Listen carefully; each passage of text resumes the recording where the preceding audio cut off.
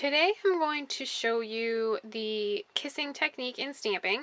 It's pretty simple, but there's a lot of different ways that you can do it and lots of different effects that you can get.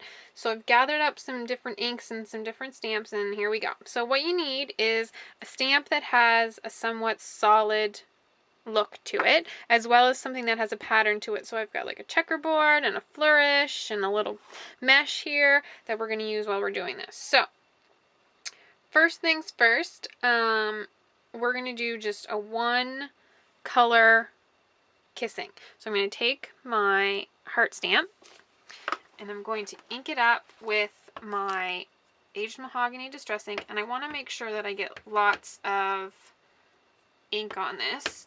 A juicier stamp pad has proved to work better than one that's drying out a little bit. So I've got this inked up nicely now. So I'm going to take it and I'm going to stamp it onto my texture and press really hard. So what's going to happen is that's the kissing. So we've kissed the two stamps together, and so what it's going to do is it's going to take off some of the ink. So I think you can see that there a little bit. You can kind of see the pattern on my ink now, so that when you stamp it onto your paper, it's going to give you a little bit of a subtle background onto your what would normally be a solid stamp. All right, so the next thing that you can do, I'm just going to quickly wipe the ink off of this, because I'm going to do a two-color one. So I'm going to start with a lighter color, which is my antique linen.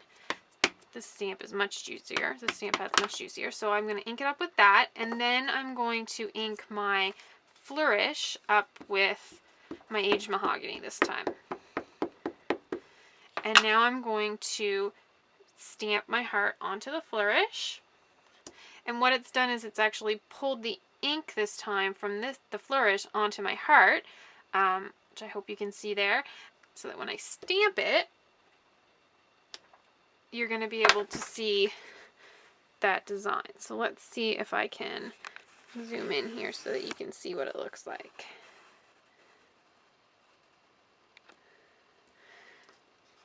I'll show some pictures as well later. There you can see it a little bit. So you can see the difference between the two. So it makes some really cool effects when you do it. So give it a try.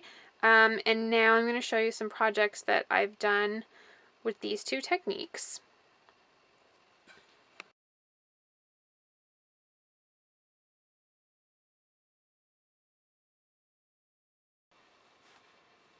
And one last thing before I go, I've gathered up my Faded Jeans ink and my Chip Sapphire ink, and I'm going to use my snowflake stamp, and I'm going to use my flourish stamp again. So I tried this and I think it looks really cool.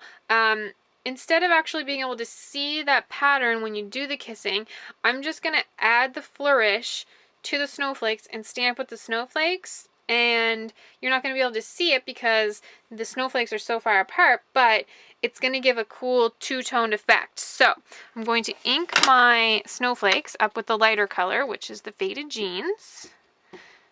So I'm going to get that all inked up nice with lots of ink.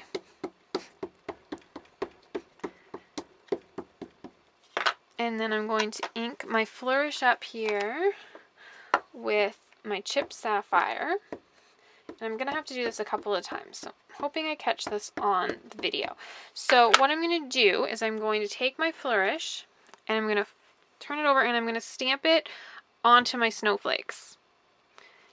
And then I'm going to re-ink my stamp so that I get lots of ink on there again. And then I'm going to do it in the middle of my snowflakes. Ink it again. And stamp one more time on the end. Alright, move that to the side. And then we're going to flip over our background stamp, and we're going to put lots of pressure all the way through so we get all the snowflakes out.